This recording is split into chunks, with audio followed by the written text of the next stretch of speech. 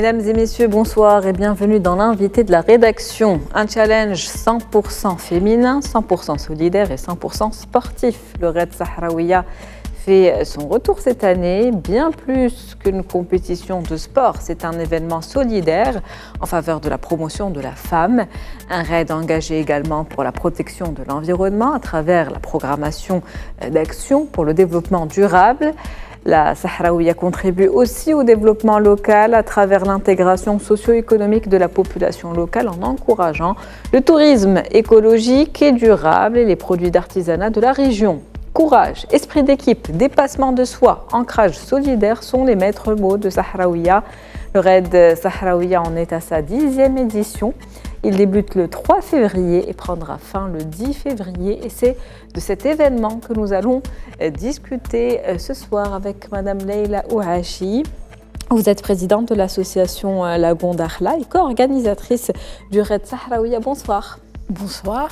C'est un plaisir de vous avoir avec nous aujourd'hui pour discuter de cet événement de grande ampleur. Alors, le Raid Sahraouia en est à sa 10e édition. Quelle est la particularité de cette édition ? Alors déjà, quand on dit 10, ça fait, on se dit waouh, on a quand même passé 10 ans et on a réussi quand même à pérenniser cet événement qui est un événement 100% marocain aussi.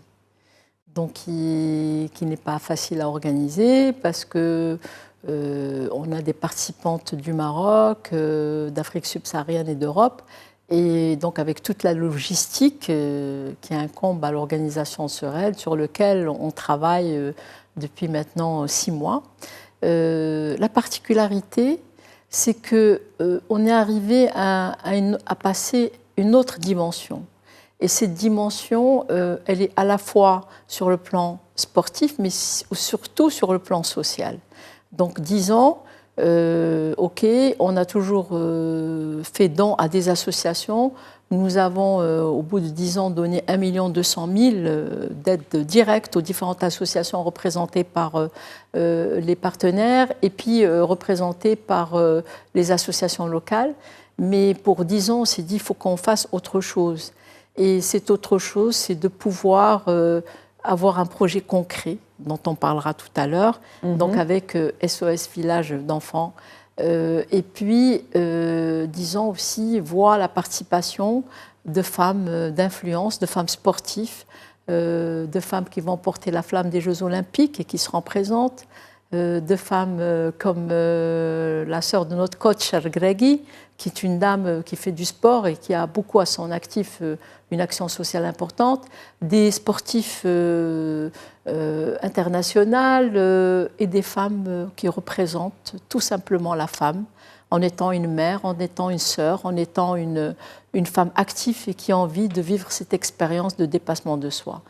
La particularité, c'est qu'on est pratiquement à 50 équipes participantes, alors qu'on était à 70, une centaine de femmes. Une centaine de femmes.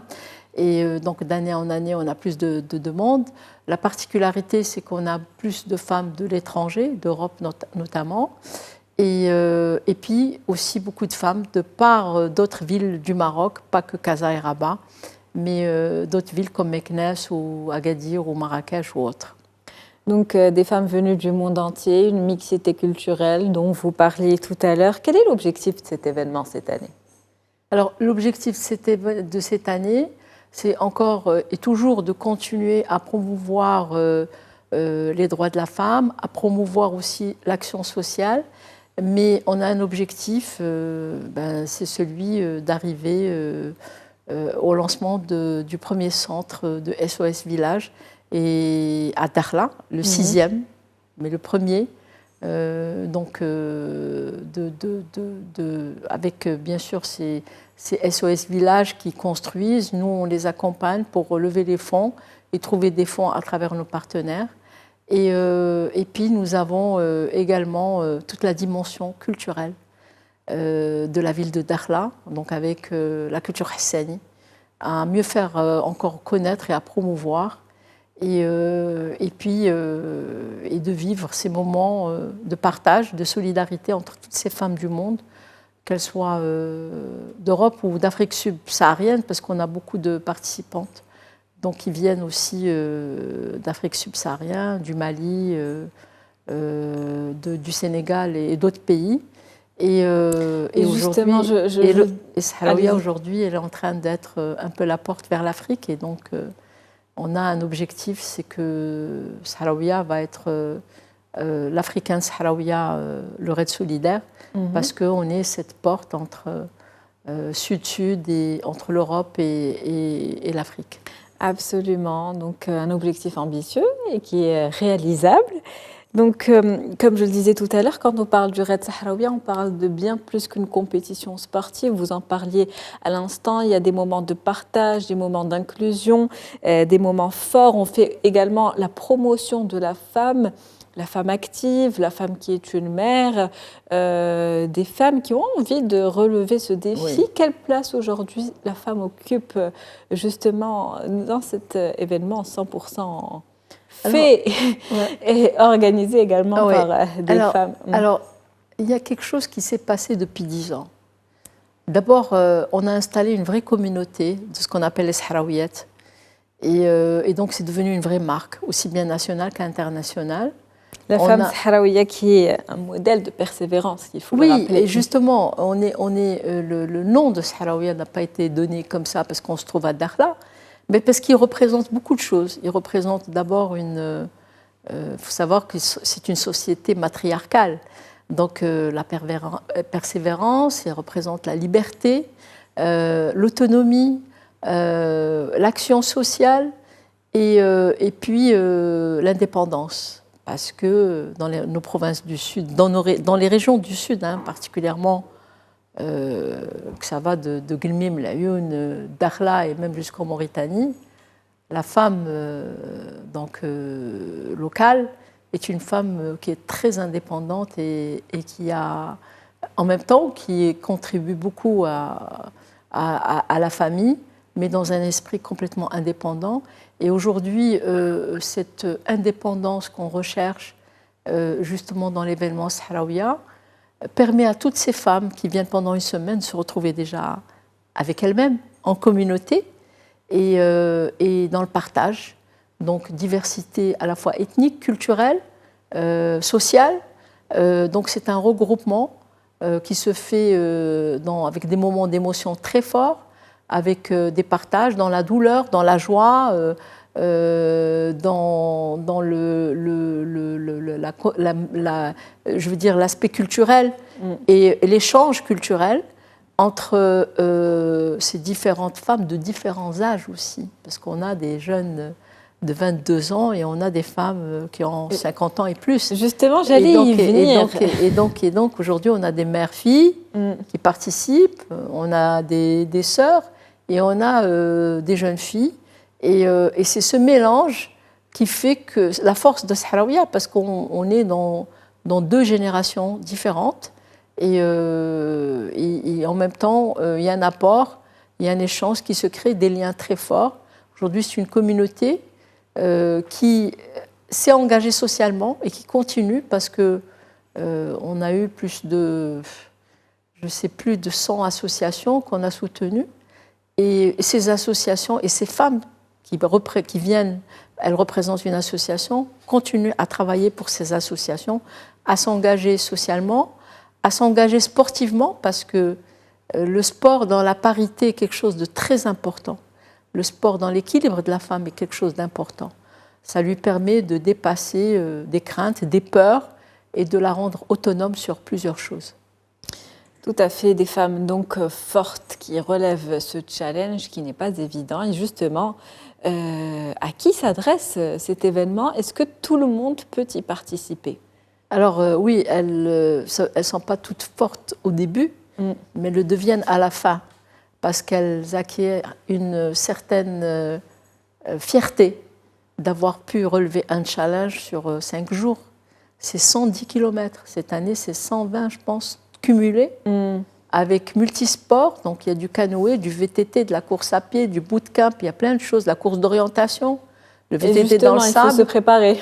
Alors, il est ouvert à tout le monde, il faut le savoir. On a même eu pendant quelques années des femmes qui étaient en rémission de cancer du sein à qui on a adapté un programme. Et le programme de la femme et de la santé et du sport est très important aussi. Mais chacune a son rythme. Et le fait qu'il soit multisport permet, entre une discipline et l'autre, de se rattraper. Et comme on est en binôme, donc il y a un encouragement. Mais bien sûr, pour toute chose, il faut se préparer. Quand vous faites votre émission télé, vous la préparez. Donc pareil, il faut se préparer. Donc c'est à la il y a un portée minimum de avec, oui, c'est à la portée de toutes les femmes. Pour exemple, j'ai eu une femme du sud, donc de Gulmim, c'est une maman de 6 enfants, qui l'a faite 2 fois, une première fois seule, une deuxième fois avec sa fille, et qui courait avec sa tenue mlahfa, mais avec bien sûr ses espadrilles et tout, et qui a fait toutes les disciplines. Et justement, parlons de ces disciplines. Oui. Chacune, pouvez-vous nous présenter ce parcours? Alors, sur c'est un parcours, ouais, sur 5 jours. Combien d'épreuves par jour? Alors, il y a à peu près 2 à 3 épreuves par jour. Qui durent combien de temps à peu près? Qui durent 3 heures à 4 heures. D'accord, par jour. Par jour. Donc, il y a un départ qui va se faire, par exemple, là, pour le premier jour, qui va être dimanche, en VTT, qui est suivi d'une course d'orientation, et qui est suivi ensuite d'un VTT d'orientation. Parce que l'orientation, c'est la lecture de la carte, trouver des balises, etc. Et puis, le lendemain, c'est aussi VTT, bootcamp, descente en rappel, ensuite course d'orientation, non, et course de nuit. Parce qu'on fait une course de nuit de 10 km, qui est juste magnifique. Et ensuite, il y a le canoë, il y a plusieurs disciplines, il y a aussi des disciplines, il y a une marche dans l'eau cette année, il y a une marche nordique. Bien sûr, il faut bien se préparer. Comment ça se passe au niveau de la préparation? Est-ce que vous encadrez alors oui, on encadre tout le monde, que ce soit ici ou à l'étranger et tout. On a un book de préparation. On a notre direction sportive qui est en contact avec toutes les filles qui participent, qui donne toutes les orientations, le règlement, la préparation, comment elle doit se faire. Et puis on organise 1 ou 2 week-ends chaque année. On choisit aussi une ville en dehors de Dakhla, soit à Marrakech, à la Takarkous, soit on est à Ben Slimane. Donc on organise ce week-end de préparation avec une mini-course, donc mais vraiment. Et puis jusqu'à hier, il y avait encore les filles, c'était enfin samedi, elles se préparaient encore. Elles étaient au niveau du canoë. Il y a eu encore une course d'orientation sur Rabat et Casa. On a fait Marrakech, on a même fait Paris avec un directeur qui était sur place et qui a réuni toutes les filles qui sont d'Europe, qui se sont déplacées. Donc ce temps de préparation, il prend combien de temps? Il faut commencer à se préparer au moins entre 6 mois et 3 mois. Mais un minimum de 3 mois, un maximum de 6 mois. D'accord. Mais avec un programme pour celles qui font de la marche, qui courent, qui font de la salle. Et donc voilà, il y a un petit suivi. Est-ce qu'on peut choisir des disciplines plutôt que d'autres ou non. Il faut participer à toutes les disciplines? Non, alors il faut participer à toutes les disciplines, mais c'est noté de manière équilibrée.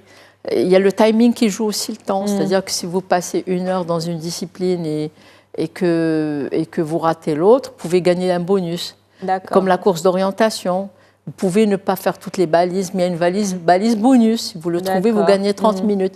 Donc c'est bien organisé. On a un directeur de course, on a un règlement, parce que c'est une vraie compétition sportive. Donc c'est ce qui fait cette fierté quand on arrive au bout de on a un diplôme à la fin et un challenge. Et aujourd'hui, ce que je retrouve, c'est que même une fois, il y a quelqu'un qui m'a envoyé un CV d'une personne qu'ils allaient recruter. Puis dans le CV, elle dit Challenge Sahraouia. Donc c'est devenu une référence aussi.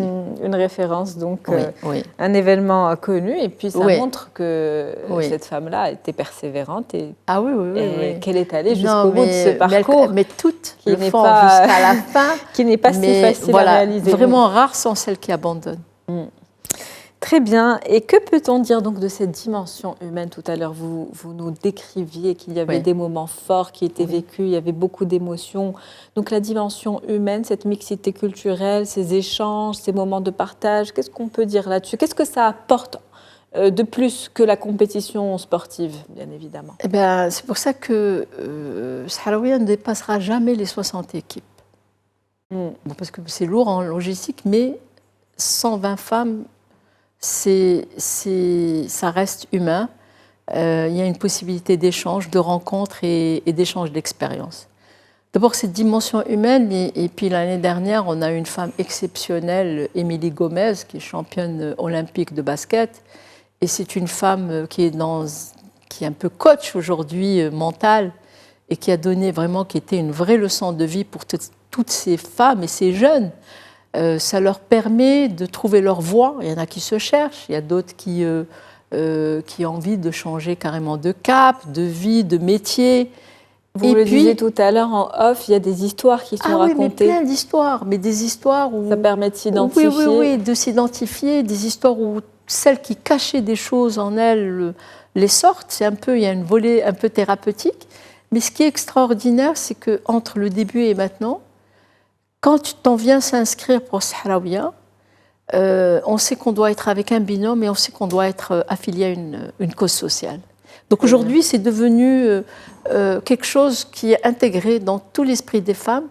Et l'action sociale, alors on a rencontré des femmes qui sortent d'un cancer, d'autres qui ont quelqu'un de leur famille, enfant à handicap, à mobilité réduite ou autre, d'autres qui représentent par exemple des associations comme Malaika, des choses ou qui accompagnent les enfants orphelins, ou qui accompagnent... Et donc leur proximité sociale dans le cadre de leur appartenance à une association a un rapport toujours avec leur vie. Et donc c'est des choses qui se racontent, c'est des liens, c'est des femmes qui sont en plein changement, mais qui veulent apporter quelque chose à la société, qui veulent donner le meilleur d'elles-mêmes sur le terrain. D'ailleurs, pendant le séisme, on a eu beaucoup de femmes de Sahraouia qui sont parties sur le terrain, qui ont organisé des choses, parce que c'est devenu l'action sociale, fait partie de leur vie. Mais au-delà de ça, elles deviennent des sportifs aussi. Alors on les voit dans des triathlons, dans des semi-marathons, dans des trails, dans des treks. Donc elles se retrouvent entre elles participent. Ça crée aussi une indépendance, parce que toute femme qui a une famille, qui a des enfants, qui a une activité professionnelle, doit trouver du temps pour elle. Et donc Sahraouia permet pour elle de dégager ce temps pour la suite, qui devient une nécessité, et elle continue, ça lui permet de s'épanouir. Des femmes donc qui, rappelons-le, sont fortes et qui travaillent pour un monde meilleur finalement. Que peut-on dire de l'impact de cet événement sur le tourisme dans cette région, sur la promotion des produits artisanaux? Oui. Alors, le Made in Morocco aussi. Oui, on a un impact très important. Parce que c'est un événement qui est médiatisé au niveau national et international. On a des ambassadrices du monde qui viennent. Et des personnes influentes. Oui, des personnes influentes. On a là, par exemple, les Heimer, ce sont deux sœurs qui sont des influenceuses, mais qui ont une histoire extraordinaire, parce qu'elles ont retrouvé et leur religion et leur marocanité que très tard. Et donc, et ça permet de créer des liens aussi avec ça. Et on a une dimension qui fait que, parce qu'on est dans un environnement de 100 km à peu près, et donc de Dakhla, avec la ville, parce qu'on fait le dernier jour, c'est une course dans la ville. Donc il y a un rapprochement avec la population, et puis on leur fait visiter un peu le marché, plein de lieux, disons, touristiques de la ville. Mais on est aussi sur toute la partie nature que vous voyez un peu dans la vidéo, qui fait de Dakhla aujourd'hui un véritable spot de sport nature, que ce soit le kitesurf, la marche, le windsurf, et tout ce qui est en relation avec le développement durable. Et donc, on est vraiment dans une activité sportive, solidaire, mais qui est aussi promotionnelle d'un tourisme durable. Parce qu'on fait des actions, on est sur un nettoyage de plage, on est sur des messages forts concernant la préservation de la nature de Dakhla, on est sur des activités, par exemple cette année on a une journaliste responsable climat qui participe, et une responsable météo aussi qui est très impliquée. Donc on est sur des choses qui ont un lien avec le tourisme et avec aussi la promotion d'un tourisme durable et responsable. Et on fait la promotion de tout ça. Donc un événement multidimensionnel qui englobe plusieurs choses. Oui. Parlons maintenant, on arrive déjà au terme de cet entretien, mais avant de finir, un dernier mot sur donc ce projet SOS Village. Oui. Donc c'est la construction d'un centre pour les orphelins, n'est-ce pas? Alors, donc avec cet événement, il y a des fonds qui vont être levés. Qui vont être, voilà. Alors SOS Village, comme vous le savez, est une association autrichienne, mais aujourd'hui au Maroc, nous avons 5 villages. Et ce sont des villages gérés par des fonds marocains à 100%. Ils dépendent plus de la gestion internationale. Et en fait, c'est une gestion structurée en entreprise. SOS Village, vous le savez, c'est un village qui se construit sur entre 8 et 15 maisons par village. Et chaque maison, il y a une maman de substitution qui regroupe entre 6 et 8 enfants qui vivent avec elle, qui sont ses enfants, elle s'en occupe, ils vont à l'école et tout autour, il y a des activités culturelles, psychologiques, sportives, musique, etc. C'est ce caractère social dont vous parliez tout à l'heure. Oui. Et ce qu'il y a, c'est que beaucoup d'enfants aussi viennent qui ont subi des traumatismes. La maman est en prison, donc qui ont été récupérés et qui sont pris en charge par SOS Village. La direction des SOS Village s'est rapprochée de nous il y a 2 ans déjà pour faire un partenariat avec des participantes qui vont participer pour SOS Village. Et donc on a fait un partenariat avec une prise en charge, avec une donation qui était juste minime de la part de Sahraouia pour SOS Village. Mais on a approfondi et puis ils m'ont dit voilà, on aimerait lancer le 6e village à Dakhla. Et bien sûr, ils se sont rapprochés des autorités locales et donc ils ont réussi à avoir un terrain domanial et le terrain est là et le plan est là et la construction du centre devrait commencer dans très peu de temps. Et donc nous, qu'est-ce qu'on apporte de plus? On apporte la promotion, on apporte l'appel aux dons, on apporte aussi appel à nos partenaires, à leur générosité. On a lancé, donc ils ont lancé ensemble donc un appel aux dons. Donc il est sur le site et ça va de 100 dirhams à ce que veut donner la personne, et parce qu'ils sont habilités à faire donc une levée de fonds. Et puis nous de notre côté, on lève des fonds grâce à nos partenaires et on va continuer ça tout au long de l'année. Pour avoir donc une somme. Bien sûr, il y a d'autres partenariats qui se font en parallèle qui va permettre de lancer la construction. Alors, ce qu'il faut savoir, que ce village, il a une particularité par rapport aux autres villages. C'est que celui de Dakhla. Oui, celui de Dakhla. C'est un village qui va avoir 8 maisons au début. Et donc, qui va avoir aussi un partenariat avec les associations locales et qui va s'ouvrir sur toute la communauté de Dakhla pour permettre à tous les enfants ou aux enfants des autres associations de bénéficier du centre sportif, du centre culturel et de tous les centres qu'il y a sur place. Donc un challenge, rappelons-le, 100% féminin, 100% social, notamment avec donc ces actions caritatives qui sont intégrées, et puis 100% sportif. C'est sur ces derniers mots que nous allons terminer cet entretien. Madame Leila Ouachi, je rappelle que vous êtes présidente de l'association Lagon Dakhla et co-organisatrice du RAID Sahraouia. C'était un plaisir de vous avoir. Ben, moi aussi, le plaisir est partagé. Et je relance encore, on est dans de l'action sociale, donc on fait une levée de fonds et c'est avec un plaisir que tout le monde participe à cette levée de fonds pour ce village, pour ses enfants et pour la communauté. Merci à vous. Merci, c'est moi. Merci, donc c'est la fin de cet entretien. On se retrouve demain avec un nouvel invité. Bonne soirée, merci pour votre fidélité.